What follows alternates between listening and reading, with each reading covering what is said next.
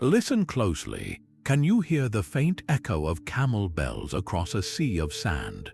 For centuries, the Silk Roads were not a single path, but a pulsing network of life, carrying whispers, wealth, and wonders between worlds.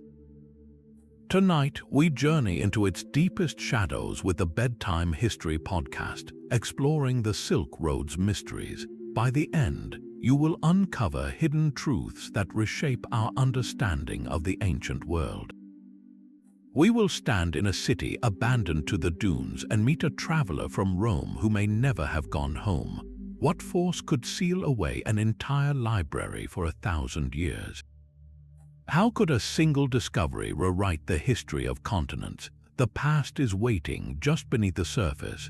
What forgotten story would you most want to hear from the sands of time? But the name itself is a kind of beautiful deception. It conjures an image of a single, dusty highway, a long, lonely line etched across a map. The reality was far grander and far more chaotic. The Silk Roads were never a single road, not even a handful. They were a sprawling, shifting web of pathways, a living network that breathed across continents. This web stretched from the glittering courts of ancient China all the way to the bustling ports of the Mediterranean Sea. For over 1,000 years, it was the planet's central nervous system. Of course, the luxurious fabric that gave the routes their name flowed westward, a symbol of status and wealth. But silk was just the beginning. Think of the caravan loads, pungent spices like pepper and cinnamon that could preserve food and mask flavors, precious gems that caught the light, metals both common and rare, exotic fruits and strange animals for royal menageries. Yet the most transformative cargo had no weight at all. It was intangible. Ideas, technologies, stories, and beliefs hitched a ride on every journey. Buddhism traveled from India into China. Paper-making knowledge crept westward from China into the Islamic world and eventually Europe. Astrological charts, mathematical concepts, and medical texts were copied and translated in bustling oasis cities. This constant, churning movement of people and goods created a unique environment. It was a world of profound connection, but also of immense distance and danger. A merchant could spend years on a single trip. A monk on a pilgrimage might never return home. Stories were told and retold, changing with each telling. Goods changed hands so many times their origin was forgotten. And in the vast, empty spaces between oasis towns across the brutal Taklamakan Desert, whose name ominously means place of no return, or over the towering peaks of the Pamir Mountains, things could vanish without a trace. A caravan could be swallowed by a sandstorm. A traveler could fall ill and take a secret to their grave. A scroll containing forbidden knowledge could be deliberately hidden for safekeeping. This is the fertile ground where mysteries are born, not in the stillness of a sealed tomb, but in the relentless motion of the world's first global exchange. Every lost traveler, every sunken ship in the Indian Ocean, every abandoned caravanserai held the potential for a story to be interrupted, a truth to be buried, a question to be left hanging in the dry desert air for centuries. The Silk Roads did not just carry treasure, they created the perfect conditions for secrets to be woven into the fabric of history itself, waiting for the right moment to be unraveled. The silence of the desert holds more than just wind and sand. It holds entire cities forgotten by time. Our first great mystery takes us to the heart of the Taklamakan, to a place once known as Loulan. For centuries, this was not a lost city at all, but a vital, thriving hub. Imagine a traveler, parched and weary after weeks in the dunes, finally spotting the green fringe of an oasis. Loulan was that life-saving site. It was a crucial way station on the southern Silk Road, a place where caravans could rest, resupply with water and food, and pay taxes to the local kingdom before venturing further. It was a crossroads of cultures where Chinese, Tibetan, and Tocharian languages mingled in the market square. For a long time, it was simply a dot on the map, a known point in a vast unknown. Then it vanished. Sometime around the 4th century after the Common Era, Loulan was abandoned. The chatter in the markets fell silent. The gates of the wooden houses were left open to the wind. The irrigation canals that fed its fields slowly filled with dust. The desert, patient and relentless, began to reclaim its own. For over 1,500 years, Loulan slept, its location fading into legend, becoming a ghost story told by the few nomads who crossed that desolate part of the desert. What could cause a prosperous, strategically vital city to simply empty out? The theories are as shifting as the dunes that cover it. The most compelling points to a changing climate. The Tarim Basin, where Loulan sat, is fed by rivers flowing from the distant mountains. If those rivers changed course, or if the glaciers feeding them diminished, the lifeblood of the oasis would simply stop. Loulan would have died of thirst. Other possibilities include warfare, as rival kingdoms battled for control of the trade routes, or the collapse of the broader Silk Road network, making such an outpost no longer worth maintaining. Perhaps it was a slow combination of all these pressures, a creeping end that finally forced the last residents to pack their carts and leave their home to the encroaching sands. The mystery deepened dramatically in the early 20th century when explorers like Sven Hedden and Aurel Stein rediscovered its ruins. They found a city frozen in time. Wooden buildings, towers, and even a Buddhist stupa poked from the dunes. Inside, they discovered documents written on wood and paper, giving names to long-dead officials and recording everyday transactions. But the most haunting finds were the people themselves. The extremely dry, salty soil of the Taklamakan acted as a perfect preservative. They uncovered mummies, not wrapped in linen like Egyptian kings, but lying as if they had just fallen asleep. Their clothing, woven from vibrant wool and felt, was perfectly intact. Their faces, with high cheekbones and light hair, stared back across the millennia. These were not later travelers, but the original inhabitants of Loulan, preserved by the very environment that may have doomed their city. They are a poignant and eerie clue, a population frozen at the moment of their civilization's end. Their presence asks us a silent, profound question. Did they see the end coming, or did they simply wake up one day to find their world had already ended? Among the silent residents of the vanished city, one discovery would send ripples far beyond the desert. She is known today as the Beauty of Loulan. When archaeologists uncovered her in the 1980s, they were met with a sight that challenged the history books. Here was a woman who had died nearly 3,800 years ago, long before the traditional dates for the Silk Roads, yet her preservation was astonishing.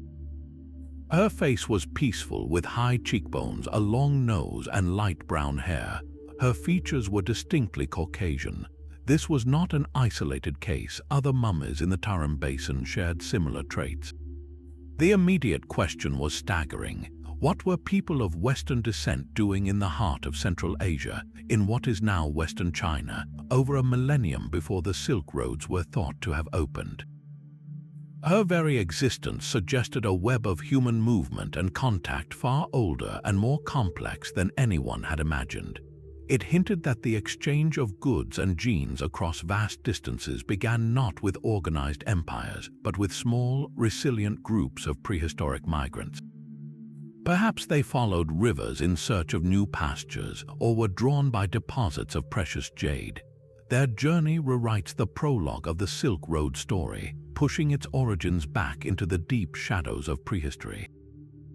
Science has helped us peer into her world. Analysis of her clothing reveals a woman prepared for a harsh but culturally rich life. She wore a simple woven wool cap and a rough cloak, but also felt leggings to protect against the cold. Most intriguing are the tattoos found on her skin, faint lines on her fingers, a common practice believed to ward away illness. In her final moments, she was not alone. Found buried with her was a basket containing grains of wheat, a practical provision for the afterlife, and a simple feather, a touch of personal meaning lost to time. Her cause of death remains unclear, perhaps an illness or simply the end of a long life, but she was laid to rest with care. The Beauty of Loulan was not a queen or a merchant, but an ordinary person. Yet her silent testimony speaks volumes. She tells us that the deserts we imagine as empty barriers were, in fact, ancient highways, that the cosmopolitan mixing of peoples, the very essence of the Silk Roads, did not begin with silk, but with the slow, determined footsteps of families and herders thousands of years earlier. She is a ghost from a forgotten prologue, reminding us that history's greatest connections often have the humblest beginnings. A basket of wheat and a single feather were her companions for eternity, but other travelers left behind far more puzzling cargo. Far to the east of Loulan, in the tombs of ancient Japan, archaeologists made a discovery that seemed to defy all logic. Among the treasures of 5th century Japanese royalty, they found exquisite glassware. Chemical analysis revealed a startling origin. This glass was Roman, manufactured in the workshops of the Mediterranean Empire centuries earlier and over 8,000 kilometers away. How did a Roman cup end up in a Japanese burial mound? This is not an isolated case. Roman coins, those small, portable pieces of stamped metal, have turned up in fields and archaeological sites across India, Vietnam, and China. Each one is a tiny, silent ambassador from a world that, according to our traditional maps, should have been almost unreachable. The most tantalizing clue of all, however, is not an object but a story. It centers on a crushing Roman defeat. In the year 53 before the Common Era, a powerful Roman army led by the general Marcus Licinius Crassus marched against the Parthian Empire in modern-day Iran. At the Battle of Carrhae, the Romans were annihilated. Historical accounts say that 10,000 Roman soldiers were captured and marched eastward into Parthian territory. After that, the record goes silent, but a fascinating legend, first recorded by a Chinese historian centuries later, offers a startling possibility. The story tells of a strange army that fought for a Central Asian warlord around 36 before the Common Era. These soldiers used a unique military formation, a fish-scale pattern, which some have interpreted as the Roman testudo or tortoise formation, where legionaries interlocked their shields. After being captured again, this group was supposedly resettled by the Chinese on their remote western frontier in a place they named Lycian.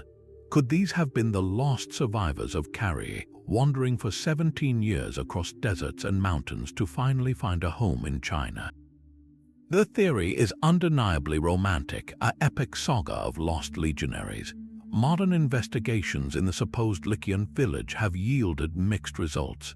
Some genetic studies of local residents have shown faint, distant markers common in Western Eurasia, but this could easily be explained by later movements of people along the Silk Roads, not by a single lost legion.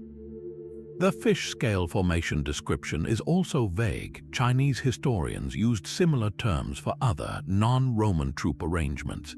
The evidence for the legend is fragile, but the evidence for the objects is solid. So how do we solve this? The most likely explanation is the simplest, and it speaks to the incredible, cascading nature of the Silk Road network. A Roman merchant in Alexandria might sell a batch of glassware to a Persian trader. That trader would carry it to a market in Bactria, where a Sogdian merchant, the master middleman of the routes, would buy it for his journey east.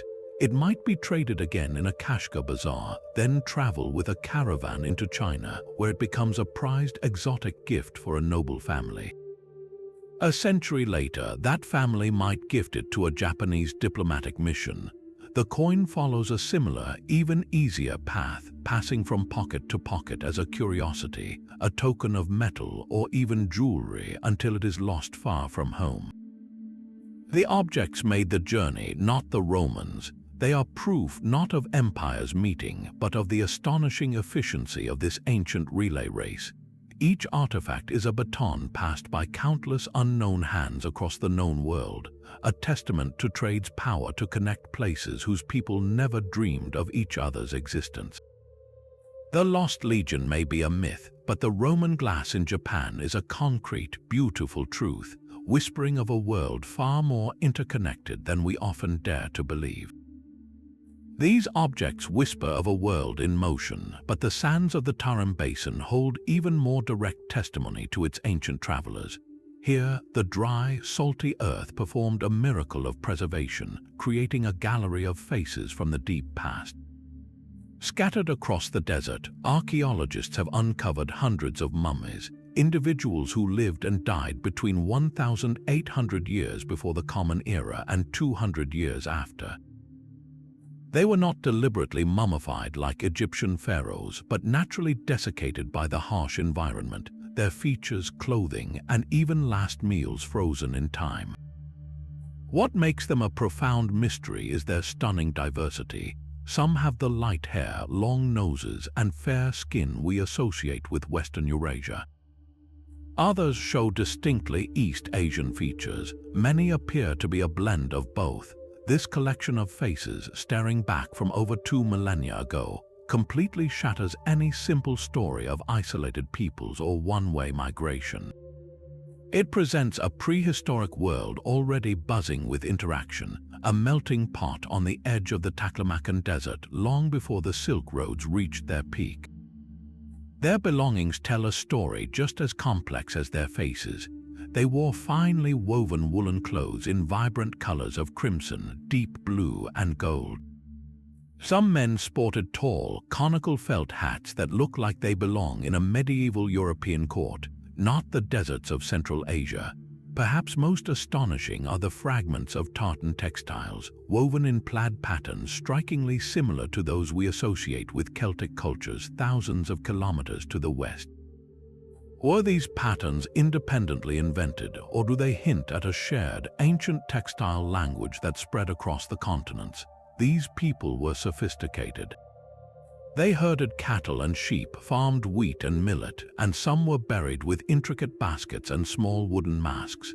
They lived full, rich lives in a landscape we consider forbidding and empty. The central question, of course, is who were they and where did they come from? For decades, the debate has been fierce.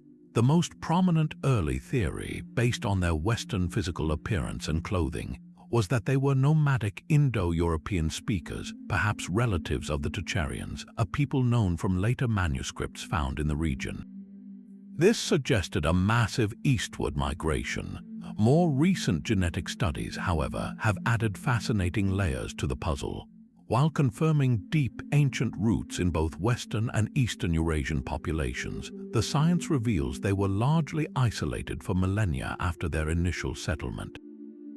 They were not a mere way station for constant migration, but a distinct, enduring population that developed its own unique culture while maintaining tenuous genetic links to both East and West. This makes them not just travelers but settlers, a successful, resilient people who made the Tarim Basin their home for generations. So, were they a lost tribe from the West or an Eastern group with distant Western ancestry? The truth, as it so often is with the Silk Roads, lies in the mixture. They were likely the descendants of pioneering groups from different directions who met and mingled in this oasis landscape during a much earlier, poorly understood era of prehistory. They became something new. Their mystery forces us to abandon our modern ideas of fixed ethnicities and pure lineages. They represent a foundational chapter in human history, showing that diversity and cross-cultural exchange are not modern inventions but ancient fundamental conditions. They are the original pioneers of connectivity, their silent presence in the sand a powerful reminder that the human story has always been one of movement, meeting, and mixing. While the mummies represent a collective, anonymous mystery, one man's personal story captures the Silk Road's spirit of connection like no other. His name was Rabban Bar Sama, and he was born in the mid-13th century in the city we now call Beijing. He was not a merchant, a warrior, or a conquering king. He was a Nestorian Christian monk, a member of a branch of Christianity that had spread eastward along those very trade routes centuries earlier. His life was one of quiet devotion until an extraordinary pilgrimage set him on a path that would make him arguably the most well-traveled person of his age.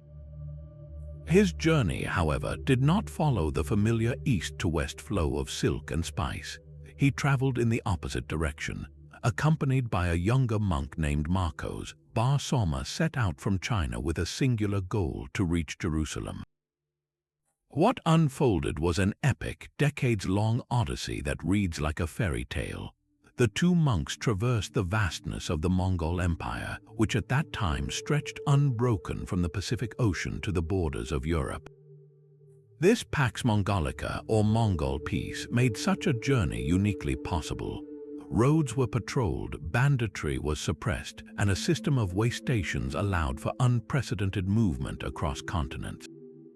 They traveled through Central Asian cities like Kashgar and Samarkand into Persia and toward their holy destination. Fate, however, had other plans. Wars and political instability blocked the final route to Jerusalem. Instead, their reputation as learned holy men from the distant east preceded them. They were summoned to the court of the Mongol Ilkhan, or ruler of Persia, a powerful king named Abaka Khan. The Ilkhanate was a fragment of the great Mongol Empire, and it was deeply interested in forging alliances with Christian Europe against their common enemy, the Muslim Mamluks who controlled Jerusalem. In Bar Soma and Marcos, the Ilkhan saw a perfect opportunity. Here were Christians from the fabled land of Cathay who could speak to European kings not as foreign envoys but as brothers in faith. Bar Soma was suddenly transformed from a pilgrim into a diplomat. He was given rich gifts and official letters and sent westward on a historic embassy. His travels through Europe between 1287 and 1288 are recorded in his own vivid diary. He sailed to Constantinople and marveled at the Hagia Sophia. He journeyed to Rome, where he had a lengthy theological discussion with the College of Cardinals following the death of a pope. He traveled to Paris, where he met the pious King Philip IV, and was astonished by the University of Paris, remarking on the thousands of students studying every conceivable subject. He went to Gascony and met King Edward I of England, who was deeply moved by the monks' account of the Christian communities in the East. Throughout it all, Bar Soma participated in communion with these Western Christians, celebrated masses, and exchanged gifts. He was received not as a bizarre curiosity, but with immense respect and genuine curiosity. He represented a world they knew only through rumor and legend. Here was living proof that their faith had flourished in the lands of the Great Khan. The puzzle, then, is why his story is not a cornerstone of our history books. Why is a man who met the most powerful monarchs of Europe, who served as a crucial cultural bridge between East and West at a pivotal moment, so obscure? Part of the answer lies in the frustrating twists of history. The alliance he hoped to broker never materialized. The Ilkhanate later converted to Islam, and the window for a Mongol-European Christian partnership slammed shut. His written account survived primarily in Syriac and Persian, languages far from the mainstream of European historical tradition. Most importantly, his journey did not lead to a lasting political or military transformation that Western historians traditionally prioritized. It was a moment of profound human and cultural connection that flickered brightly and then was filed away. Yet his story is the ultimate Silk Road mystery. It is the tale of a single thread that briefly, brilliantly connected worlds. He was a Chinese-born Christian monk who negotiated with Mongol kings and European monarchs, a traveler who saw more of the 13th century world than perhaps anyone alive. His forgotten journey reminds us that history is not just about empires clashing, but about individuals walking between them, sharing stories, and for a fleeting moment, making the vast world feel astonishingly small. Bar Soma's journey reveals a world briefly stitched together by faith and diplomacy, but other connections were deliberately hidden, buried away from the light for centuries. This brings us to one of the greatest cultural mysteries of the Silk Road, a secret sealed in a cliff face.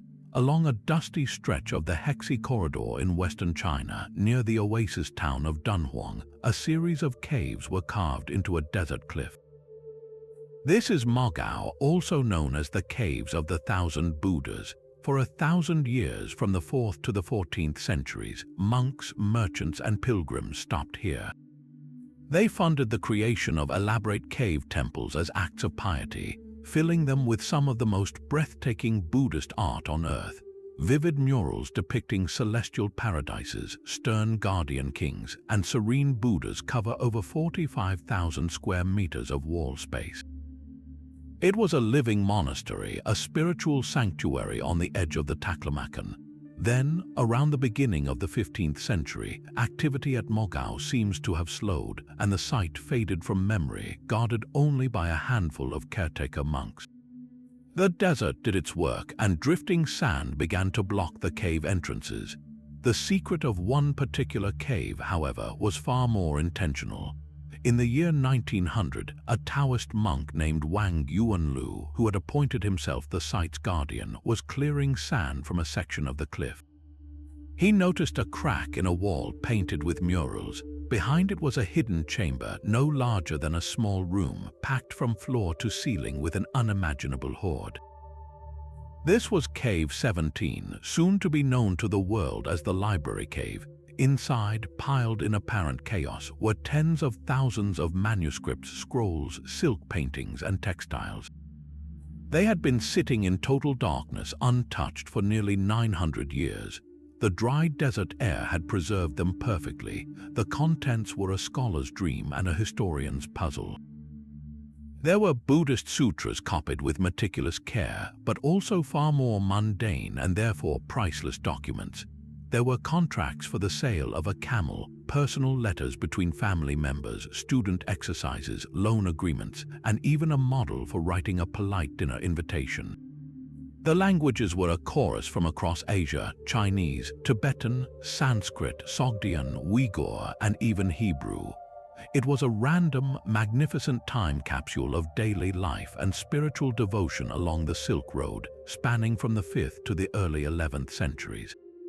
Then, around the year 1000, the cave was sealed shut, its entrance plastered over and painted to blend seamlessly with the surrounding mural.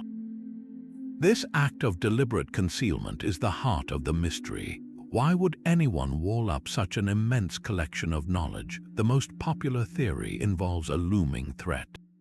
In the early 11th century, the Buddhist kingdom that controlled Dunhuang felt pressure from the expanding Tangut Empire of the Western Xia.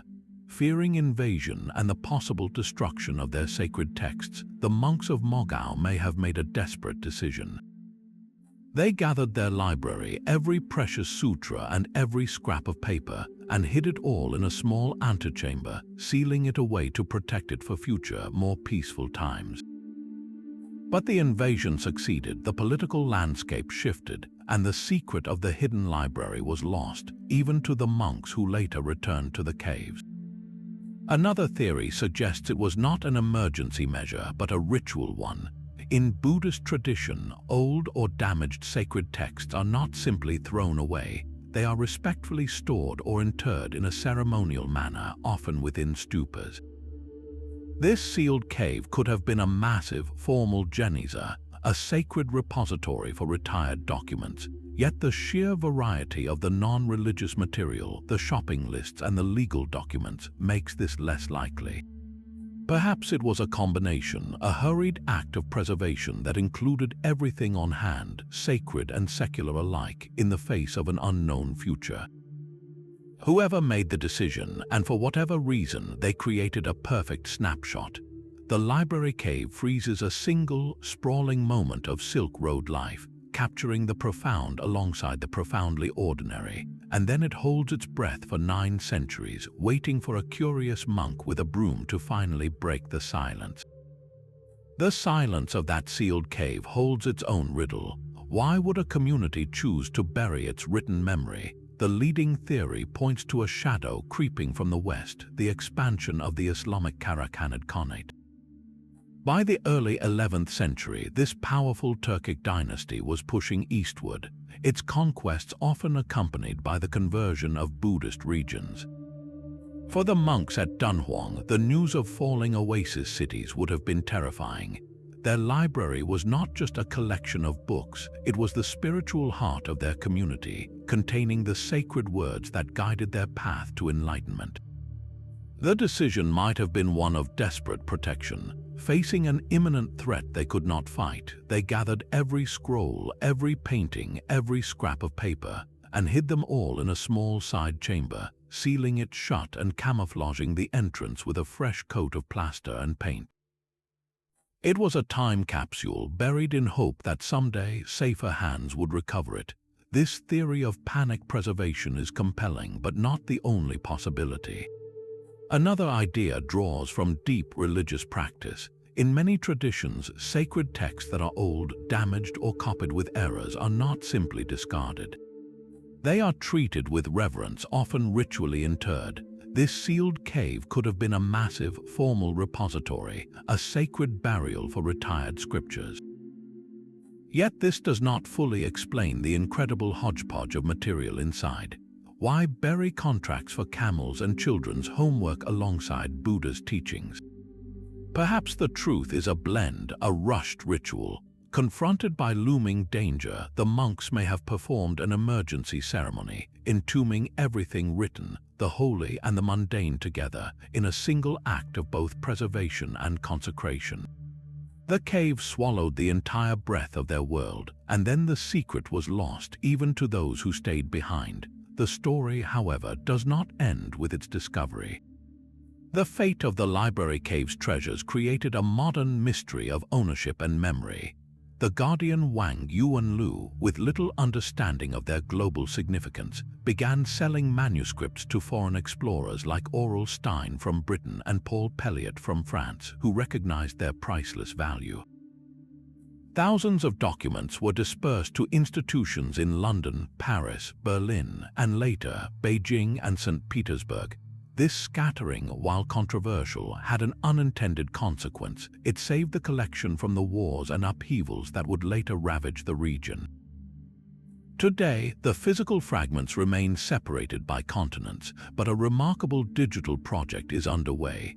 Scholars from around the world are collaborating to photograph, catalog, and digitize every single scrap from Cave 17. The International Dunhuang project is a virtual reunification, using 21st century technology to stitch an 11th century library back together. Online, a contract for a camel can sit next to the sutra it helped finance. A personal letter can be read alongside a royal decree. This digital resurrection is slowly solving one part of the mystery, not why it was sealed, but what it truly contains, a complete portrait of a lost world, finally coming back into the light, one pixel at a time. A library sealed in a desert cliff preserved a world of words, but another mystery lies beneath the waves, where wood and silk dissolve into silence. The greatest seafaring venture in human history did not belong to Europe but to China, and its abrupt end remains one of history's most consequential puzzles. In the early 15th century, during the Ming Dynasty, a remarkable admiral named Zheng, he commanded a fleet so vast it defies belief. These were not mere ships, they were floating cities. The largest vessels, known as treasure ships, were said to be over 400 feet long, with 9 masts and multiple decks. To put that in perspective, they were nearly twice the length of Christopher Columbus's Santa Maria, built almost a century later. Zheng He's armada was a complete maritime society, consisting of hundreds of these giant ships accompanied by supply vessels, water tankers, and troop transports, carrying over 27,000 sailors, soldiers, merchants, and diplomats. Their mission was not conquest but projection, to display the Ming Empire's majesty and to bring back exotic tribute and knowledge from the world. Over 7 epic voyages between 1405 and 1433, these fleets sailed the maritime Silk Roads, reaching Southeast Asia, India, the Persian Gulf, and all the way to the east coast of Africa. They returned with giraffes for the imperial zoo, spices, gems, and envoys from dozens of kingdoms. It was a breathtaking demonstration of power, technology, and curiosity. Then it stopped completely. After the final voyage, the colossal ships were left to rot in their docks.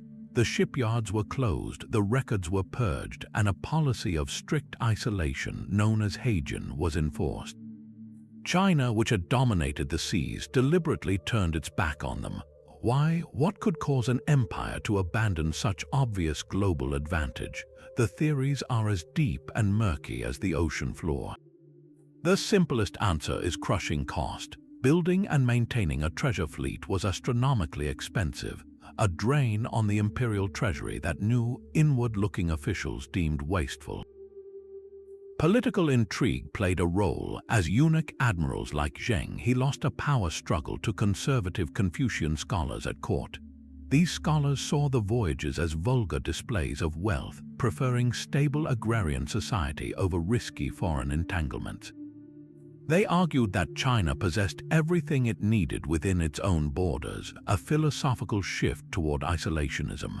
There is also a haunting possibility of lost opportunity, a single, fateful decision that altered the course of world history. Just decades after China retreated, Portuguese caravels began their own voyages of exploration, eventually leading to European dominance of the seas for centuries. What if the treasure fleets had continued? The mystery extends beyond the historical why to a tangible, sunken where. If such immense ships were dismantled or destroyed, where is the archaeological evidence? To date, no definitive wreck of a Zhenghe treasure ship has been found. This absence is itself a clue, suggesting the dismantling was thorough or that the ships lie in waters still unexplored. The potential for discovery is staggering. Imagine a shipwreck from that fleet, a time capsule on the ocean floor. Its hold would not contain gold, but something far more revealing: porcelain meant for diplomatic gifts, rolls of silk that never reached foreign courts, spices, medicinal herbs, and perhaps even the personal belongings of the crew, a Chinese coin, a broken comb, a diary entry. Each artifact would be a piece of the puzzle, whispering the story of a world that was almost connected, a global network that China pioneered and then, for reasons we still debate, chose to leave behind. The Ghost Fleet waits, a silent, submerged monument to a road not taken. The ocean's silence holds one kind of mystery, but the high mountain passes between empires hold another, written not in ship timbers but in wedding vows. High in the Himalayas, a story is told of a princess who brought civilization. In the 7th century, the great Tibetan king Songtsen Gampo sought to strengthen his powerful but newly unified kingdom. He looked to his mighty neighbors for a bride, a common practice to cement political alliances and ensure peaceful borders for trade. Chinese historical records are clear and detailed. They state that in the year 641, the Tang Emperor Taizong sent his own daughter, or a woman adopted as a royal daughter, the Princess Wencheng, to marry the Tibetan king. She is said to have traveled for years on a treacherous journey, bringing with her a magnificent dowry that included statues of the Buddha, medical texts, seeds for new crops, and teams of skilled artisans. Her arrival is celebrated as a pivotal moment, introducing advanced Chinese culture, technology, and Buddhism to Tibet, and securing a crucial peace along the southwestern frontier of the Tang Empire. This narrative is firmly established in Chinese historiography and forms a cornerstone of the region's diplomatic history. Yet, travel to the Kathmandu Valley in Nepal and you will hear a different, equally cherished story. There, the beloved princess is not Wencheng but Brikuti, a daughter of the Likhavi king Amshuvama. Nepalese tradition holds that it was Brikuti, a devout Buddhist, who first married Songtsen Gampo. She is credited with bringing not only faith but a wave of Nepalese art and architecture to Tibet, including the design for the king's first palace and the construction of seminal temples. Her story is woven into the cultural fabric of Nepal, a point of national pride and religious significance, so we are left with a compelling historical puzzle. Was the foreign bride who shaped Tibet's destiny Chinese, Nepalese, or could both traditions contain a kernel of truth? This is more than a simple case of mistaken identity. It is a window into how history is claimed and remembered along the intersections of powerful cultures. The implications are deeply diplomatic. For the Tang dynasty, a marriage alliance with Tibet was a strategic masterstroke. It transformed a potential military threat on a difficult frontier into a friendly relation, securing the flow of goods and people along the southern Silk Road routes that skirted the Tibetan plateau. Recording this as the sending of a Tang princess amplified Chinese prestige and influence, framing Tibet as a recipient of their civilizing grace. For Nepal, a smaller kingdom nestled between the giants of India and Tibet, claiming to have provided the royal bride, elevates its historical stature, positioning it as a cultural and religious exporter rather than a passive crossroads. The cultural evidence adds fascinating layers. The Jokhang Temple in Lhasa, Tibet's most sacred site, is central to the mystery. Some accounts and artistic traditions within the temple itself depict two foreign wives, one from China and one from Nepal, each contributing to its founding and enrichment. It is entirely plausible that King Songtsen Gampo, a shrewd ruler, pursued multiple marriage alliances to secure his kingdom's flanks. He might have first married Princess Brikuti from Nepal, gaining a southern ally and Buddhist influence, and later secured the even more prestigious alliance with the Tang dynasty through Princess Wencheng. Over centuries, as political landscapes shifted and national stories solidified, these two powerful narratives may have simplified a complex reality, each culture elevating the bride that best served its own historical memory. This mystery of the missing, or perhaps duplicated, princess reveals the very human machinery behind the Silk Roads. These routes were not just conduits for silk and spices, but for people, ideas, and political legitimacy. A royal marriage was the ultimate peace treaty and trade agreement, binding empires with kinship. The confusion over a single princess's origin shows how these alliances were claimed, celebrated, and mythologized by the cultures they connected. Her journey, whether from Chang'an or Kathmandu, was a thread woven into a vast geopolitical tapestry, and today, the gentle tug on that thread reveals how history is often a story told from two different sides of a mountain. Royal marriages bound kingdoms, but in the heart of Central Asia, an entire wall once proclaimed a kingdom's central role in the world. Travel to the fabled city of Samarkand, a name that has shimmered like a mirage for millennia. Long before the era of Tamerlane's turquoise domes, there existed its ancient precursor, a citadel known as Afrasiab. Here, in the 1960s, archaeologists clearing a hill uncovered a room that had been buried for over 13 centuries. Its walls were not plain plaster, but a riot of color and life.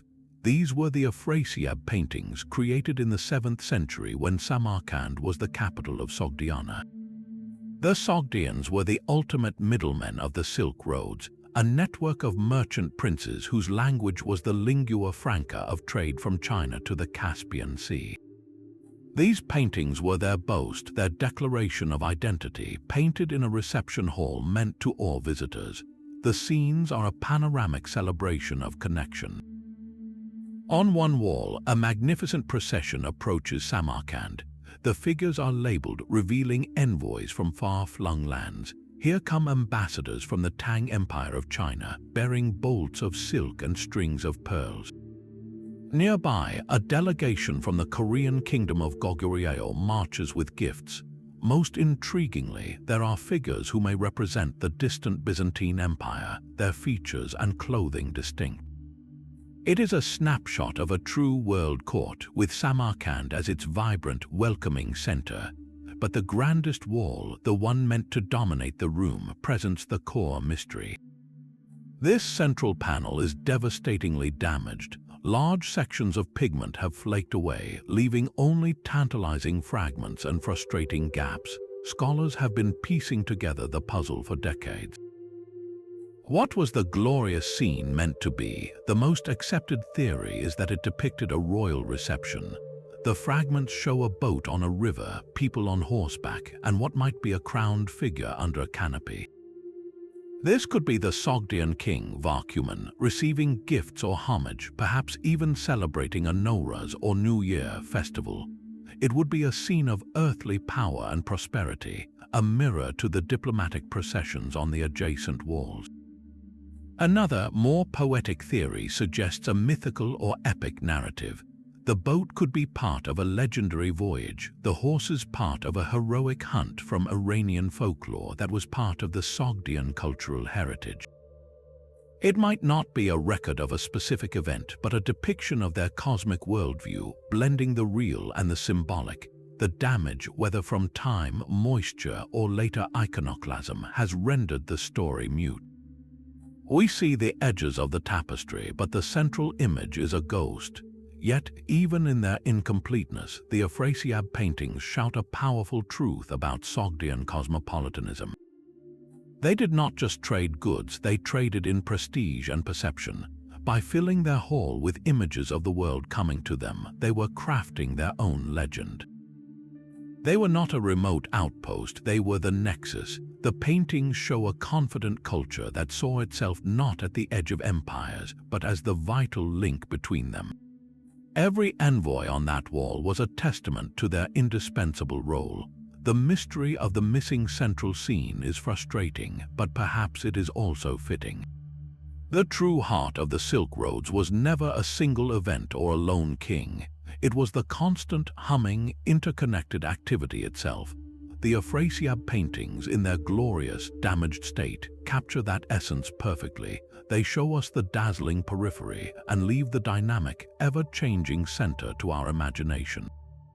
While kings built walls and merchants traded silks, a far more elusive commodity moved in the shadows of the caravans: secret knowledge. Among the most potent and mysterious of these hidden trades was alchemy, the ancient pursuit that bridged mysticism and the earliest principles of chemistry. This was not merely a trade in objects, but in ideas, in processes, in the very dreams of transformation. The Silk Roads became the alchemist's highway, a conduit for techniques that would quietly revolutionize the world, all while wrapped in layers of symbol, allegory, and deliberate obscurity. The journey of a single technique, distillation, reveals this clandestine network in action. The basic apparatus, the alembic still, seems to have its roots in the workshops of Alexandria, where Hellenistic scholars experimented with the nature of matter. From there, this powerful technology for separating liquids traveled eastward with the expansion of the Islamic world. In brilliant centers of learning like Baghdad and Damascus, alchemists refined the process, not just for pursuing the philosopher's stone to turn base metals into gold, but for profoundly practical purposes. They distilled perfumes, essential oils for medicine, and yes, even alcoholic spirits. This knowledge did not stop there. It kept moving along the overland routes into Central Asia and onward to China. And it also traveled westward through Islamic Spain into the monasteries and courts of medieval Europe. In every culture it touched, the technique was adapted, its origins often obscured, its masters speaking in riddles to protect their art. This brings us to the enigmatic figures who guarded these secrets. In China, we meet Ji Hong, a 4th century Taoist scholar and alchemist. He wrote extensively on the pursuit of the elixir of life, recording complex chemical recipes involving mercury, sulfur, and lead. His work was a blend of spiritual philosophy and startlingly precise laboratory manual, yet it was coded. Processes were described in poetic metaphors, ingredients given cryptic names. This served two purposes. It protected the knowledge from the uninitiated, and it reflected a genuine belief that transforming the physical self required aligning with cosmic principles. Half a world and several centuries later, in the Islamic world, the legendary Jabir ibn Hayyan, known in the West as Geber, penned hundreds of texts. He systemized laboratory equipment like the alembic and described processes such as crystallization and filtration with a new level of methodological rigor. Yet his writings are also famously obscure, filled with symbolic language and an elaborate theory of balances between the qualities of metals. Was he one man or a name adopted by a school of thinkers? The historical record is as murky as one of his own chemical solutions. These masters and many like them operated in a twilight realm. Their writings were often dismissed as mere mysticism or magical fantasy by later generations, only for modern scientists to recognize within them the first recorded observations of real chemical reactions, the foundations of modern laboratory practice. This poses a profound and lingering question. How much practical, technical knowledge was exchanged under the guise of alchemical mystery and never formally entered the historical record? Consider the artisan who knew the exact temperature and mixture to create a vibrant ceramic glaze, a secret passed from master to apprentice in a Kashgar workshop. Or the metallurgist in Samarkand who understood an alloy that made a sword blade both flexible and strong, a formula guarded as fiercely as any treasure. These were not philosophers writing treatises, they were craftsmen whose expertise moved with them, embedded in their hands and their memories. The Silk Roads were thrumming with this unrecorded genius. Recipes for dyes, glassmaking, tannins for leatherworking, formulas for inks and paints, even early forms of gunpowder. All these technologies seeped across continents through personal contact, demonstration, and silent observation. The official histories written by scholars and court chroniclers often ignored this gritty, practical intelligence. It was not considered lofty knowledge. Yet it was this very river of unspoken skill that truly changed daily life, that built the material world those empires rested upon. So when we look at a brilliantly colored Persian miniature or a piece of resilient Damascus steel, we are not just looking at an object. We are seeing the physical manifestation of 1,000 lost conversations, 100 forgotten experiments, secrets whispered from one curious mind to another across the vast and whispering expanse of the ancient world. A secret language once hummed along every trade route from Samarkand to Chang'an. It was not the language of emperors or holy books, but the language of business, the practical tongue that made the Silk Roads work. This was Sogdian, spoken by the merchant princes of Central Asia whose networks stretched across continents. For centuries, if you wanted to buy silk in China, sell spices in Persia, or arrange a loan in the markets of Bukhara, you likely did it in Sogdian. It was the original international language of commerce, a linguistic glue holding the economic world together. Its speakers, the Sogdians, were not a single empire but a confederation of city-states with a genius for negotiation and logistics. Their letters, recovered from places like Dunhuang, are filled with the urgent, personal details of this life. One famous letter, written by a homesick Sogdian woman named Mune in the early 4th century, pleads with her mother for help after being abandoned in Dunhuang by her merchant husband. It is a heartbreaking cry, but also a testament, written in the common commercial script that connected her to a world far from home. Sogdian was so pervasive that when the Chinese needed a new writing system for the sounds of Sanskrit to translate Buddhist scriptures, they turned to the Sogdian alphabet as a model, which itself was derived from Aramaic. This language was a powerhouse, a vehicle for contracts, diplomacy, poetry, and faith. Then it vanished from daily use. By the time the Mongol Empire rose in the 13th century, Sogdian was no longer a living tongue on the streets. It had been replaced first by Persian as the administrative and literary language of the Islamic world that spread eastward, and then by various Turkic languages that became dominant through new migrations and ruling dynasties. The decline was not sudden, but a slow fading, like a well-traveled road falling into disrepair as new routes opened. The puzzle is how a language so essential, so deeply embedded in the mechanics of an entire world system, could simply disappear from common speech. The answer lies in the very nature of the Silk Roads themselves, a network that rewarded adaptability. As political and religious tides shifted, the pragmatic Sogdian merchants and their descendants gradually adopted the languages of new powers to maintain their advantage. Their mother tongue became a specialized, then a ceremonial, and finally a forgotten code. For modern scholars, resurrecting this lost language has been a detective story pieced together from fragments. The breakthrough discoveries came from the dry sands of Central Asia. At a site called Mount Mug in modern Tajikistan, a fortress ruin yielded a cache of 8th century documents on leather and paper. These were not grand imperial decrees, but the raw paperwork of life, legal judgments, marriage contracts, and loan agreements. They provided a crystal-clear window into Sogdian grammar and everyday vocabulary. From the library cave at Dunhuang came religious texts, Christian, Buddhist, and Manichaean, showing how Sogdian adapted to express complex spiritual ideas. Even tombstones from China, inscribed for Sogdian families who had settled there, added crucial phrases. Each scrap of text is a clue. Scholars slowly cross-referenced these sources, comparing words, tracing verb conjugations, and mapping sentence structures. It is a monumental linguistic jigsaw puzzle where a business letter about a shipment of silver might sit beside a Buddhist prayer, together revealing the full spectrum of a lost world. To speak Sogdian today is to hear the echo of a caravan master's command, the quiet prayer of a traveler far from home, and the sharp bargaining of a deal being struck in a crowded market. It is the sound of connection itself, a reminder that the true infrastructure of the ancient world was not made of stone, but of words. Words could forge empires in the imagination long before they were found on any map.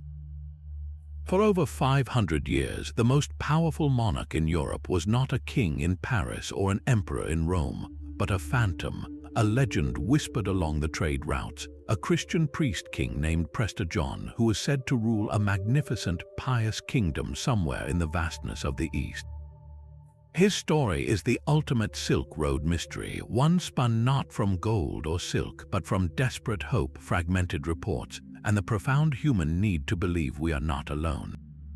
The myth began to crystallize in the mid-12th century when a strange letter, supposedly from Prester John himself, began circulating among the courts of Europe. It described a kingdom of unimaginable splendor where pepper grew like grapes, palaces were made of crystal, and rivers of precious stones flowed through lands teeming with exotic beasts. Most importantly, this king was a devout Christian, commanding 72 lesser kings and a vast army, and he was eager to aid his European brothers in a grand crusade to crush Islam and reclaim Jerusalem. The letter was a forgery, likely written by a European cleric, but it landed on fertile ground. For centuries, Europeans had heard tantalizing, half-understood stories from travelers and merchants about Christian communities far to the east. These were the Nestorians, followers of the very faith that had sent Rabban Bar Soma westward. Their churches dotted the Silk Roads from Persia to China. European minds, steeped in crusading ideology, took these kernels of truth and built a magnificent fiction around them, a mighty Christian ally waiting in the wings of history. The legend gained a startling layer of plausibility in the early 13th century with the sudden, terrifying arrival of the Mongols. As Genghis Khan's armies swept toward Europe, they were preceded by rumors of a great Christian king named King David, or Prester John, who was defeating Muslim empires in the east. This was almost certainly a distorted report of the Mongol conquests themselves, or more specifically, of the powerful Karaite tribe of Central Asia. The Karaites were, in fact, a Nestorian Christian people who had been defeated and absorbed by Genghis Khan. To European observers, the confusing news from the east seemed to confirm their deepest wish. A Christian force was indeed on the move. When the Mongol invasions later paused and diplomatic contacts like those of Bar Soma were established, the hope for an alliance with a mythical Christian king transferred to the very real but very non-Christian Mongol Khans. The pursuit of this phantom kingdom did not remain in the realm of letters and dreams. It literally changed the shape of the world. The quest for Prester John became a driving force behind the age of exploration. Portuguese navigators like Vasco da Gama sailed around the coast of Africa, clutching maps that suggested the priest king's realm might be in Ethiopia, a real Christian kingdom they reimagined as the legendary one. They sought not just spices but an alliance that would outflank the Muslim world. Most famously, Christopher Columbus carried the myth with him across the Atlantic. He believed the world was much smaller, and that by sailing west he would reach the Indies and the courts of the great Khan, whom he associated with Prester John. Upon reaching the islands of the Caribbean, he was convinced he was on the outskirts of this legendary kingdom, and he expected to find its subjects soon. In his journals, he interpreted every clue, every rumor from the native people as evidence that he was nearing the fabled lands. The myth propelled him forward, a compass pointing toward a mirage. The enduring power of Prester John reveals something profound about the Silk Roads. They were a factory for dreams. In an age before reliable maps and instant communication, the routes did not just carry goods, they carried stories. And those stories, warped by distance, translated through multiple languages and filtered through the wishes of those who heard them, could take on a life of their own. A Nestorian church in a Mongolian steppe could become a cathedral in a city of gold. A defeated Karait chieftain could be reborn as an invincible priest-king. The human need for connection, for a powerful friend in a frightening world, transformed fragments of reality into a sustaining legend that drove kings, funded voyages, and for centuries redirected the course of history itself. The greatest mystery is not where Prester John's kingdom was, but how a story born on the whispering winds of the Silk Roads could prove more powerful than any army, beckoning explorers into the unknown with a promise that was always just over the horizon. But the library cave is just one secret among hundreds. Step into any of the other 492 caves at Mogao, and you walk into a different kind of puzzle, one painted in vibrant color across every wall and ceiling. This is a hidden gallery spanning a millennium, and its greatest mystery is not what was hidden, but what was openly displayed, a breathtaking fusion of worlds. The art here is a visual dialect of the Silk Roads, a language where styles and symbols from distant empires conversed and merged. Look up at a celestial being flying across a paradise scene. Its form is graceful, draped in flowing silks, but look at its shoulders. There, sprouting from the back, are a pair of feathered wings. This is no traditional Buddhist apsara or celestial musician. This is a direct artistic import, a Hellenistic angel. The influence of Greek art, carried eastward by Alexander the Great's successors and preserved for centuries in the Greco-Buddhist art of Gandhara, had traveled over the mountains and deserts to find a new home on a Chinese cliff face. The painters of Dunhuang had never seen the Mediterranean, but they had seen the style, passed down through generations of artisans like a cherished pattern on a piece of silk. The blending goes deeper. In other caves, you find lotus thrones transforming into ornate Persian-style pearl roundels. Fierce guardian kings stand armored in Central Asian tunics and boots, their faces framed by beards that would look at home in a Sogdian mural. Floral motifs twist into vines that echo designs from Sasanian silverware. Even the Buddha himself is sometimes depicted in a mode that feels more Indian than Chinese, with softer, rounder features and a meditative posture drawn from Gupta-era models. This was not haphazard copying, it was a conscious, creative synthesis. A local donor paying for a cave might request a certain motif he saw on a foreign carpet. A traveling monk might describe a stunning mural from a temple in India. The artists at Dunhuang, working in their bustling workshop complex at the desert's edge, became masterful translators, weaving these foreign threads into a distinctly new tapestry of faith. This raises the fascinating question of the artists themselves. Who were these anonymous masters who could paint a Greek angel beside a Chinese bodhisattva with such seamless harmony? The evidence suggests they were a mix. Some were certainly local, trained in a long-standing Dunhuang workshop tradition, their techniques passed from father to son. But the sheer variety of styles points to another source, the itinerant artisan. The Silk Roads were a highway for talent as much as for trade. A painter from Samarkand, skilled in Persian miniature techniques, might join a caravan heading east for new opportunities. A sculptor from northern India, versed in the sensual curves of Gupta art, could find patronage in a wealthy Buddhist community along the Hexi corridor. These traveling masters would work alongside local painters, exchanging techniques in the shared language of the workshop. They would sketch from pattern books that themselves were precious cargo, collections of designs that circulated along the routes, a portfolio of the known world's artistic vocabulary. The true magic happened in this collaboration. An Indian concept of divine beauty met Chinese brushwork. A Central Asian love of pattern and border met the expansive narrative sweep of a Chinese wall painting. They didn't just place foreign elements side by side, they fused them into something entirely new.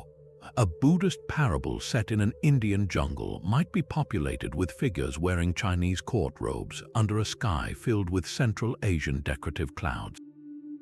This was the iconographic alchemy of the Silk Roads. A visual idea could travel 3,000 miles, and at each oasis, at each workshop, it would be filtered, adapted, and reinterpreted until it emerged at Dunhuang as a unique hybrid, a testament to the creative power of connection. The caves ask us a silent question when we look at a winged angel in a Buddhist heaven. Are we seeing a foreign influence, or are we witnessing the birth of a truly global art? The vibrant art of Mogao celebrated life and faith, but the desert sands hold far more somber stories. Among the treasures and trade goods, archaeologists have uncovered a grimmer side of the Silk Road journey, a series of unexplained deaths that read like ancient forensic puzzles. In remote stretches far from the safety of oasis towns, the remains of travelers tell a silent, chilling tale. Take the site of Tilya Teep in modern-day Afghanistan. Here, in the 1970s, Soviet archaeologists made a stunning discovery, a nomadic burial ground from around the 1st century after the Common Era, containing 6 individuals adorned with over 20,000 pieces of gold jewelry. These were the famed Bactrian horde, a king and 5 women, possibly queens or concubines, buried with magnificent crowns, belts, and ornaments. While their wealth was breathtaking, their end was abrupt and mysterious. The evidence suggests they were all interred in a single, hurried event. There are no signs of long illness or gradual burial rites. This points to a sudden, catastrophic conclusion, perhaps a raid, a political purge, or an epidemic that struck a traveling royal entourage, leading their followers to conceal their magnificent wealth with them in a secret grave. This was not an isolated case of a single tragic event. Elsewhere, in the vastness of the Taklamakan Desert, excavations have revealed simpler, more haunting graves. Bodies are found in shallow pits, sometimes alone, sometimes in small groups. Forensic analysis on some of these mummies reveals trauma, broken bones that did not have time to heal, or marks on the neck consistent with violence. One individual might have a severe head wound, another shows signs of a fatal arrow strike. These are not the peaceful burials of those who died of thirst or illness on the trail. They are evidence of a brutal, sudden end. This paints a stark picture of the dangers that lurked between the bustling caravanserais. The Silk Roads were arteries of wealth, and where wealth flows, predators follow. Bandits knew the routes and the schedules of caravans, lying in wait at narrow mountain passes or in the shifting dunes of the desert. A well-armed merchant train might deter them, but a smaller group, a lone traveler, or a straggler from a larger party would be easy prey. The environment itself was a killer. A sudden sandstorm could disorient and bury a group in minutes. A wrong turn could lead to a slow death by dehydration. Yet the evidence of violent trauma suggests human agency. Could there have been a serial predator, a single band, or even an individual who stalked these routes for decades? It is a terrifying possibility. Without written records, we cannot know if a particular stretch of desert gained a reputation for disappearances, if travelers swapped fearful stories about a phantom of the dunes. The pattern of burials offers clues but no verdict. Some bodies were placed with care, a cloak pulled over the face, a small possession left beside them, suggesting companions who survived long enough to perform a hurried, respectful burial. Others were left where they fell, covered only by the drifting sand, as if the rest of the caravan was forced to flee. This scattering of violent death across time and space likely points not to one mysterious killer, but to the constant, pervasive peril of the journey. The Silk Roads were a grand network of exchange, but they were also a wilderness. Every traveler, from the wealthiest merchant to the poorest pilgrim, gambled with their life when they set out. The next bend in the trail could reveal an oasis or an ambush. The next dune could hide a spring or a shallow grave. These silent bodies are a solemn reminder that for all the glory of connection, the price of admission was often paid in courage and sometimes in blood. The desert holds more than just graves. It conceals the very architecture of the journey. Dotting the routes, sometimes a day's camel ride apart, were the caravanserais. These were not simple inns, but fortified way stations, massive square or rectangular structures with a single, heavy gate. Inside, a central courtyard offered space for hundreds of camels and horses to be unloaded and rested. Surrounding this open area were stables, storage rooms, and small, Spartan cells where travelers could sleep, safe behind thick walls. For a merchant, the sight of a caravanserai silhouette at dusk was the difference between life and death. It meant water, food, security, and the chance to meet other travelers, to exchange news from opposite ends of the earth. But the network was vast, and not every stop endured. Some of these crucial hubs have vanished so completely they exist only as ghosts in old texts, remembered in a single line from a pilgrim's diary or a merchant's ledger. These are the phantom caravanserais, their locations lost to the shifting sands and the fading of human memory. Finding them is a modern detective story that begins not with a shovel but with an eye in the sky. Archaeologists now scan satellite imagery and aerial photographs, looking for unnatural geometric shapes in the middle of nowhere. A faint square shadow, a line too straight to be a riverbed, a patch of ground that supports different vegetation because of buried walls retaining moisture. These are the clues. Once a potential site is identified from above, teams embark on grueling ground surveys. They walk the grid, scanning the surface for pottery shards, the glint of metal, or the subtle rise of a collapsed wall beneath the soil. The discovery of a lost caravanserai is like opening a time capsule of motion paused. The layout itself speaks volumes. A large central well or cistern tells of the preciousness of water. The size of the stables indicates the scale of caravans it could accommodate. The presence of a small mosque or a Christian chapel in one corner reveals how faith traveled with every pilgrim and how these spaces were designed for a multi-faith clientele. The thickness of the walls and the design of the single, defensible gate speak to the constant fear of bandits. Security was not an afterthought, it was the primary reason for the caravanserai's existence. But it is the small, lost artifacts that whisper the most intimate stories. A Chinese coin found in a corner of a Persian caravanserai charts the incredible distance a single piece of currency could travel. A broken ceramic bowl from a workshop in Samarkand, discarded in the Egyptian desert, shows the reach of common goods. A child's toy, a simple wooden animal, reminds us that whole families sometimes made these epic journeys. A worn-down grinding stone near the kitchen area tells of meals prepared for hundreds from basic provisions. Each object is a silent witness to the daily rhythm of life on the road, the fatigue, the camaraderie, the bartering that happened after the gates were bolted for the night. These phantom way stations were the beating hearts of the Silk Roads, the nodes that made the network possible. To find one is to rediscover a single pulse in that ancient rhythm, a place where, for one night, the world shrank to the size of a dusty courtyard, filled with the sounds of foreign languages, the smell of animals and spices, and the shared relief of having survived another day in the vast, empty spaces between worlds. A child's toy lies forgotten in the sand, but another traveler left no trace at all. The most devastating cargo on the Silk Roads was invisible, carried not in chests but in the blood and breath of living hosts.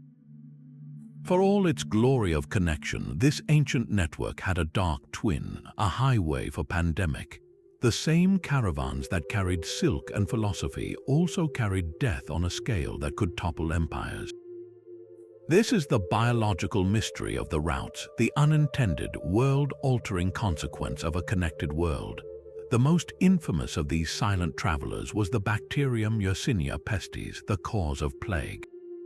Its journey along the trade routes is written in the ruins of cities and in the very code of its DNA.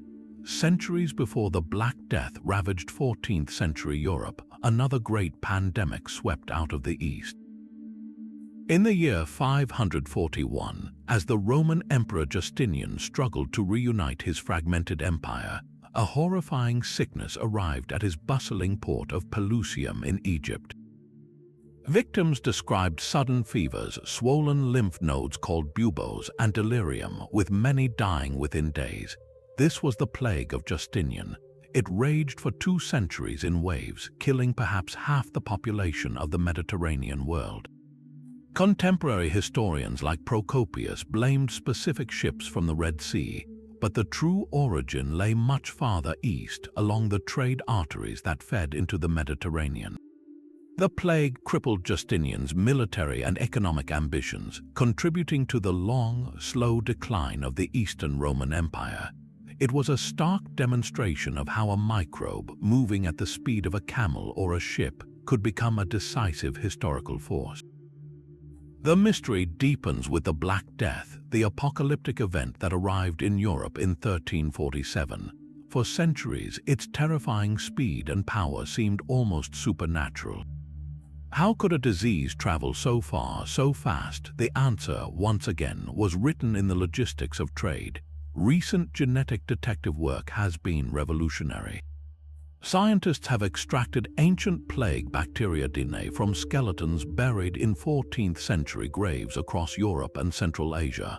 By comparing these genetic sequences, they have built a family tree for the pathogen. The results point unequivocally to a single source. All these deadly branches lead back to a root in Central Asia, near the Tian Shan Mountains in the early 1300s. This was no random outbreak. It was a specific strain that found the perfect vector for global travel, the Silk Road network. It likely traveled with rodent populations, specifically marmots, whose furs were a valuable trade commodity. Fleas from infected rodents would jump to the pack animals and then to the humans traveling with them. A merchant feeling slightly ill in a Samarkand caravanserai could within weeks be in a Crimean port, where trading Genoese ships would then carry the disease to Constantinople, Sicily, and across the continent. The roads and sea lanes designed for wealth became a superhighway for catastrophe. We must then confront a haunting possibility. Did this biological shadow contribute to other, older mysteries we have already explored? Consider the abandonment of a place like Loulan. While climate change likely played the primary role, could a devastating epidemic have been the final blow? A population already stressed by dwindling water supplies would have been catastrophically vulnerable to an introduced sickness. A caravan arriving from a distant, plague-stricken city could have unwittingly delivered the final curse. The sudden silence in such places may not always have been a slow retreat, but sometimes a swift, terrible emptying. Furthermore, pandemics reshaped the balance of power.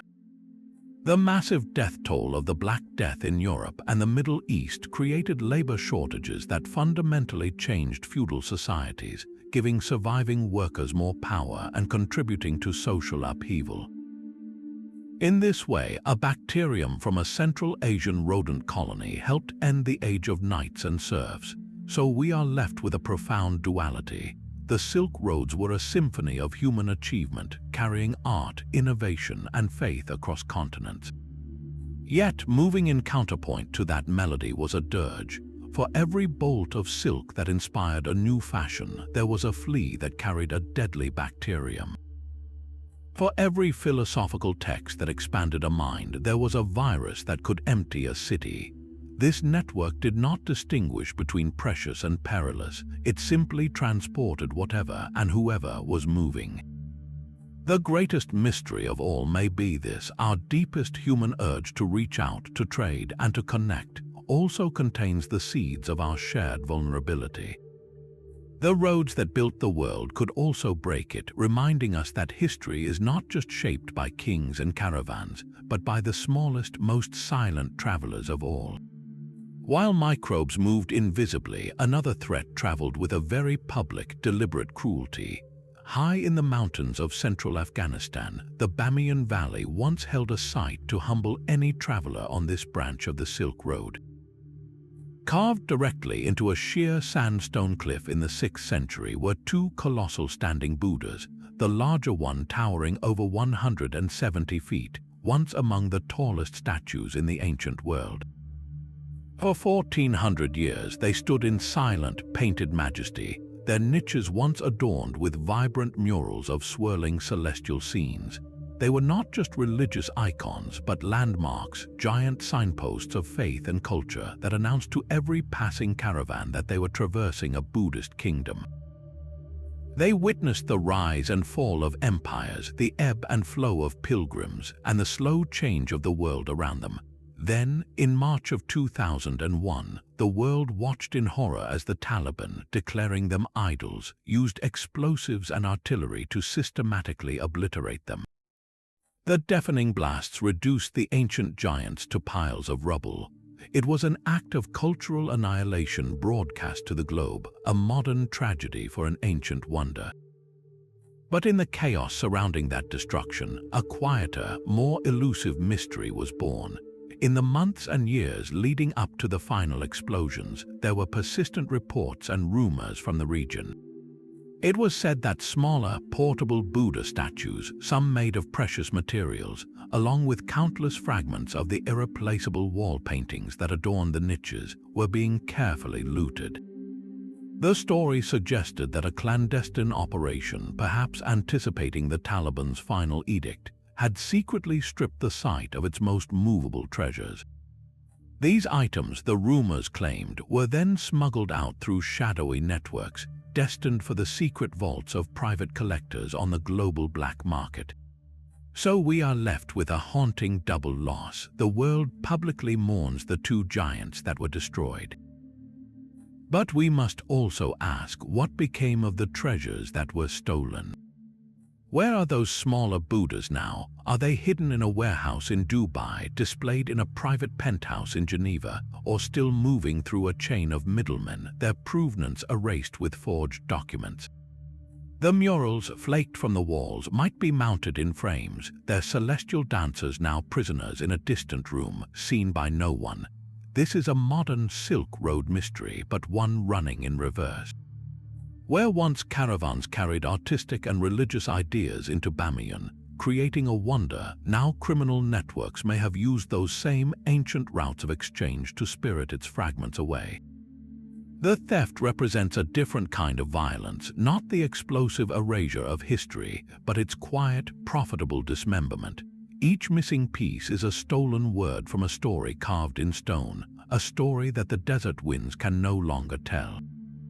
The fate of the Bamiyan Buddhas forces a difficult question upon us all. In a world still connected by invisible networks, how do we protect the fragile, physical echoes of our shared past from those who would either blast them into dust or sell them off piece by piece into silence? A successful deal in a Kashgar market required more than just good silks. It demanded a shared language of trust. Across a dozen different tongues and countless dialects, how did a Persian merchant convince a Chinese buyer that his lapis lazuli was genuine, or arrange payment for goods that would not arrive for months? The practical mysteries of commerce were solved with ingenious tools, the secret codes of everyday business. Perhaps the most remarkable of these is a small, unassuming booklet discovered in the caves of Dunhuang, known as the Peliot manuscript. Dating from the 8th century, it is not a religious text or a royal decree, but a traveler's phrasebook. Its pages are a linguistic snapshot of the Silk Road in action. It presents useful phrases in Tibetan, Sanskrit, and Cantonese, arranged for quick reference. A merchant could look up how to ask for directions, inquire about the price of grain, or even lodge a complaint about a stolen horse. This was not for poetry or prayer, it was for survival and profit. The very existence of such a book tells us that multilingualism was a marketable skill, and that someone saw a need and an opportunity to codify the chaotic babble of the trade routes into a practical guide. But spoken words were fleeting. For matters of lasting importance, you needed a written record. This is where the Sogdian ancient letters come in. These are not grand historical chronicles, but the raw, urgent paperwork of commerce discovered by Oral Stein in a ruined watchtower near Dunhuang. Written on paper and leather in the early 4th century, they are the earliest surviving Sogdian documents. One letter from a merchant named Nanai Vandak to his partner back home in Samarkand is a masterpiece of stress. He reports that the last caravan from his homeland has been lost, that the Xiongnu have sacked the Chinese capital, and that he is stranded. He gives specific instructions about money and goods, pleading for news of his family. This crumpled note, never delivered, is a frozen moment of crisis. It reveals the sophisticated network these merchants operated, with agents spread across continents, relying on written correspondence to manage credit, coordinate shipments, and maintain personal bonds across impossible distances. Their letters were contracts, news reports, and lifelines all in one. Yet writing required literacy. For simpler, faster transactions, a universal visual language emerged. Merchants relied on a system of symbols and tokens. A specific notch on a wooden tally stick, broken in half with each party keeping a piece, could record a debt. A unique seal pressed into clay or wax authenticated a bale of goods, serving as both a signature and a brand. Certain objects themselves became tokens of value and trust. A strand of distinctive coral beads, for example, might circulate not for its beauty, but because it was recognized across Central Asia as representing a specific weight of silver, a portable, durable form of credit. This was a world without universal banking, so trust was literally handed from person to person, embedded in objects and marks. The entire system operated on reputation and community enforcement. A merchant who defaulted on a debt or sold fraudulent goods would find his name blacklisted across the caravanserais, his career finished. Your word and your seal were your most valuable assets. So the next time you effortlessly tap your phone to pay for something, consider the intricate, human-powered web that once made commerce possible. It was built on phrasebooks memorized by candlelight, on letters carried for thousands of miles, and on the simple, profound understanding that in the vast emptiness between oases, a stranger's promise had to be as solid as gold. But the greatest secret of the Mongol world is not a stolen statue or a lost phrasebook. It is a man, a single grave hidden with such ruthless finality that it has defied discovery for 8 centuries. This is the ultimate mystery of the empire that reshaped the Silk Roads, the lost tomb of Genghis Khan. His conquests forged the largest contiguous land empire in history, a realm of such staggering size that for a time a traveler could ride from the Pacific to the Black Sea under a single law, the Pax Mongolica. This peace was the golden age of the overland Silk Roads, as merchants like Marco Polo moved with unprecedented safety. Yet the man who created this world of connection chose in death to vanish completely. According to the most enduring legends, his funeral procession in 1227 was an act of absolute secrecy. Soldiers escorting the body are said to have killed every person they encountered along the route to prevent anyone from marking the way. Once the great Khan was buried, the stories say, the thousands of slaves who built the tomb were executed to seal its location. Then, most fantastically of all, an entire river was diverted to flow over the grave, forever hiding it beneath a watery plain. The ground was trampled by horses, and trees were planted over everything, leaving no marker, no mound, nothing. It was a disappearance engineered on an epic scale. Why such an extreme effort? For the Mongols, this was about more than just hiding treasure. It was about protecting a sacred spirit. They believed the grave of a leader was a profoundly powerful place, a nexus of spiritual energy that must not be disturbed. Desecration could unleash calamity or steal the soul's peace. By erasing all trace, they aimed to make it impossible for enemies to find and violate the site, and to allow the Khan's spirit to rest untroubled within the eternal landscape of his homeland. This cultural taboo persists powerfully today, making the scientific search for the tomb deeply sensitive, even forbidden, in the eyes of many Mongolians. The physical challenges are just as daunting. Genghis Khan asked to be buried in the Burkhan Koldun mountain range, a place he revered as a youth. But this is not a single peak. It is a vast, rugged wilderness of forested slopes and remote valleys in north-central Mongolia, an area spanning thousands of square miles. The landscape has changed over centuries. Rivers have shifted their courses naturally. Forests have grown and burned. Even with modern tools like satellite imagery and ground-penetrating radar, it is like looking for a single, unmarked stone in a mountain range.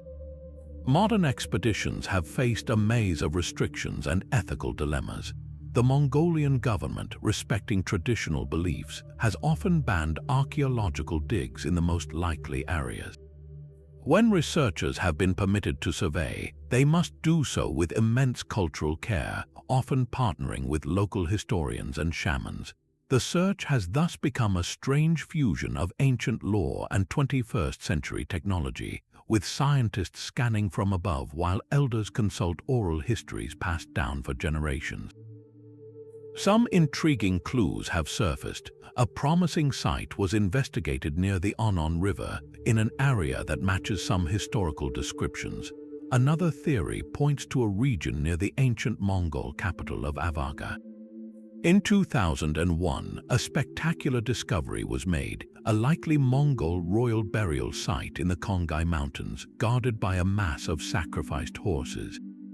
While not Genghis Khan's tomb, it proved the Mongols did create elaborate, hidden necropolises. Each potential site raises the same tantalizing question: what would we actually find if we did locate it? The tomb would be a time capsule from the peak of Mongol power. We might not find a mountain of gold. The Mongols were not buried with vast material wealth in the Egyptian style. Instead, the real treasure would be knowledge. The grave could contain artifacts from every corner of the empire, a map of the 13th century world in objects: Persian silks, Chinese porcelain, European textiles. His clothing, weapons, and personal items would offer an intimate portrait of the man behind the myth. Most importantly, the tomb's construction and layout would reveal the spiritual worldview of the Mongols themselves, how they envisioned the journey from this world to the next. It could settle historical debates about his life, his health, and even his physical appearance, but perhaps the greatest revelation would be philosophical. Finding the tomb would mean solving a puzzle the Mongols designed to be eternal. It would bring the world's most famous hidden grave into the light, forcing a confrontation between our modern desire to know and an ancient culture's sacred wish to forget. The silent, empty steppe guards its secret well, and in that very silence we hear the enduring power of Genghis Khan, a conqueror who mastered the art of vanishing. The stars above the desert were a universal map, read by every traveler who navigated by night. Yet the knowledge of the heavens themselves was a precious, carefully traded commodity along the Silk Roads, a silent dialogue between scholars separated by continents. This was an exchange not of silk but of light, as astronomical ideas, instruments, and entire ways of seeing the cosmos passed from culture to culture, often shrouded in the specialized language of mathematics and myth. Consider the simple, profound problem of the calendar. For an empire like China, the emperor's mandate to rule was tied to his ability to predict celestial events like eclipses with perfect accuracy. A mistake was not just a scientific error, it was a political catastrophe. Chinese astronomers compiled meticulous records of comet sightings, planetary movements, and solar anomalies for centuries. These detailed logs, inscribed on bamboo and later paper, became a gold mine of data. Centuries later, and thousands of miles to the west, in the great Islamic centers of learning like Baghdad, scholars eagerly sought out these Chinese records. Why? Because the long, unbroken timeline of Chinese observations provided a crucial backbone for refining their own models of the universe. A comet sighting noted in Chang'an in the year 800 could help an astronomer in Damascus calculate the orbit of a similar comet centuries later. This data traveled along the same routes as spices, translated by multilingual scholars who understood that the stars spoke a language beyond borders. The tools for reading that language traveled just as far. One of the most iconic is the astrolabe, a breathtakingly intricate device of brass and engraved plates that functioned as a portable model of the universe. With its origins in the Hellenistic world, it was perfected by Islamic scientists. A master artisan in Persia might craft an astrolabe, engraving star charts specific to the latitude of his city. That instrument could then journey eastward with a scholar or an ambassador. In China, court astronomers would study its complex gears and projections, not to copy it directly, but to understand the principles behind it, inspiring them to refine their own armillary spheres and celestial globes. The transmission was rarely a simple handoff, it was a creative spark. Islamic astronomy, fueled by Greek, Indian, and Persian sources, reached one of its highest points at the Maraghe Observatory in 13th century Persia. Founded by the brilliant polymath Nasir al-Din al-Tusi, it was more than a building, it was an international research institute. Scholars from across the Islamic world, and possibly even from China and beyond, gathered there. They built massive, groundbreaking instruments, quadrant walls, and azimuth rings so large they were fixed into the earth itself, designed to make observations of unprecedented precision. The models of planetary motion developed at Maraghe would later influence astronomers in Renaissance Europe, a chain of inspiration stretching from the steppes of Persia to the universities of Italy. But why was this knowledge so often guarded, shared in whispers among elites? The answer lies in the twin powers of astrology and navigation. For a merchant planning a caravan or a captain plotting a sea route across the Indian Ocean, the stars were a practical guide. Knowing the seasonal shift of constellations could mean the difference between a profitable voyage and a disastrous one, yet this practical knowledge had immense strategic value. A kingdom that possessed superior navigational charts held a commercial and military advantage. Similarly, astrology was deeply woven into statecraft. The perceived meaning of a planetary conjunction or the appearance of a nova could dictate the timing of a coronation, a military campaign, or a royal marriage. A court astrologer with access to rare celestial maps from a foreign empire was a potent advisor, his insight a form of secret power. Therefore, the most accurate star charts and ephemerides, the tables predicting planetary positions, were often treated like state secrets. They were copied in secluded scriptoria, shared through trusted networks of scholars, and sometimes encoded in cryptic language. A diplomatic gift from a Persian court to a Chinese emperor might include a beautifully illuminated astronomical manuscript, an act of intellectual generosity that also subtly displayed the donor's sophistication and access to cosmic truths. This clandestine trade in light created a hidden web above the more visible one of goods. While camels carried silks below, ideas about the very fabric of the cosmos traveled alongside them, connecting human minds in a shared, silent wonder at the turning sky, a mystery written in a language every culture longed to decipher. The stars were a map for everyone, but the roads they shone upon could not last forever. After more than 1,500 years of humming with life, the Great Silk Road network began to fade. This was not the result of a single cataclysm, but a slow unraveling caused by several powerful forces pulling at the threads of connection. one of the most decisive was the rise of the sea. Starting in the 15th century, European nations like Portugal and Spain began perfecting deep water navigation. Their sturdy caravels and galleons could carry vast quantities of goods, spices, silks, porcelain more cheaply and safely than 1,000 camels trekking across deserts and mountains. A single ship could transport the cargo of an entire caravan, and it did not have to pay tolls at every oasis kingdom or negotiate with dozens of local rulers. The maritime route from Europe around Africa and directly to the ports of India and Southeast Asia slowly began to siphon trade away from the overland arteries. Why brave the Taklamakan when you could sail? This shift was accelerated by the collapse of the very empire that had given the land routes their last golden age. The vast Mongol Empire, which had enforced the Pax Mongolica, fractured into competing khanates. As these successor states warred with each other, the safety and stability that had allowed merchants like Marco Polo to travel with confidence evaporated.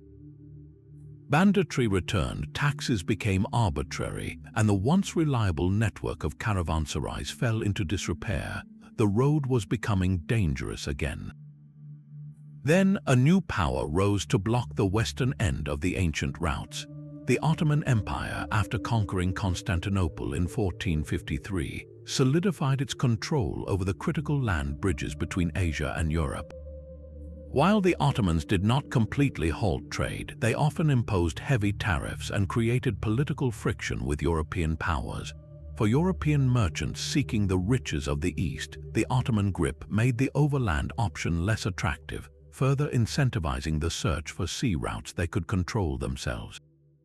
Finally, widespread political instability across Central and Western Asia, from the Timurid Wars to the rise of new regional powers, made long-distance overland commerce a precarious gamble. The slow fade was not uniform. Some branches remained active for local trade for centuries, but the global system, the world-spanning web, lost its central purpose. So, was it a slow fade or an abrupt end? The answer lies in perspective. For a merchant in Venice in the year 1500, it might have felt like a gradual shift as spices became slightly more expensive and arrived on different ships. But for a family of Sogdian traders in Samarkand, the closing of a key pass due to warfare could have felt like an abrupt, devastating end to a way of life that had lasted generations. The Silk Road did not vanish on a specific date. It dissolved like a mirage, its pathways growing fainter with each passing decade, until they were reclaimed by the desert and the grass. Yet, to say it faded is not to say it died. Its legacy is the interconnected world we live in today. The Silk Roads pioneered globalization, creating the first template for the exchange of goods, ideas, and cultures across continents. The noodles you eat, the paper you write on, the numbers you use, and the stories you tell all bear the invisible imprint of those ancient journeys. The networks may have shifted from camel trails to fiber optic cables, from caravanserais to shipping containers, but the fundamental human impulse to connect, to trade, and to share knowledge remains unchanged. The Silk Road's greatest mystery, then, is not why it ended, but how thoroughly it succeeded. It wove the separate threads of human civilization into a single, intricate tapestry, and though the loom fell quiet, the pattern it created is the world we still inhabit. The echoes of those camel bells have faded, but the questions they left behind still shimmer in the desert air. We have wandered through abandoned cities like Loulan, where the sand holds perfectly preserved faces from a forgotten world. We have followed the ghost of a Roman legion that may never have existed, yet held a mirror to the astonishing relay race of trade. We stood before the shattered void where the Buddhas of Bamiyan once watched over travelers, and we listened for the lost whisper of the Sogdian language in a marketplace now silent. We traced the paths of pandemics and pilgrimages, of stolen art and secret alchemies. Each mystery, from a princess with two origins to a library sealed in a cliff, reveals a deeper truth about these ancient highways. They were never just about silk and spice. They were a living, breathing conduit for the most powerful forces of all, people on the move, ideas in flight, and the beautiful, terrifying, unpredictable consequences of connection. The real treasure of the Silk Roads was the unpredictable alchemy that happened when worlds met. A child's toy could travel farther than an empire. A single bacterium could reshape continents. A story about a distant king could launch a fleet of ships into the unknown. This network wove the human story into a single, fragile, magnificent tapestry.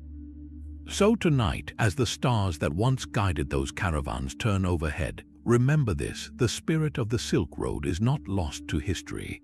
It lives on every time we reach out across a distance, share an idea, or marvel at a culture not our own. It is the timeless human urge to connect, to trade, and to wonder. Your own journey into the past is just beginning. Discover more untold stories with the Bedtime History Podcast. Share which mystery captivated you most in the comments below, and subscribe to join us for our next historical adventure into the unknown.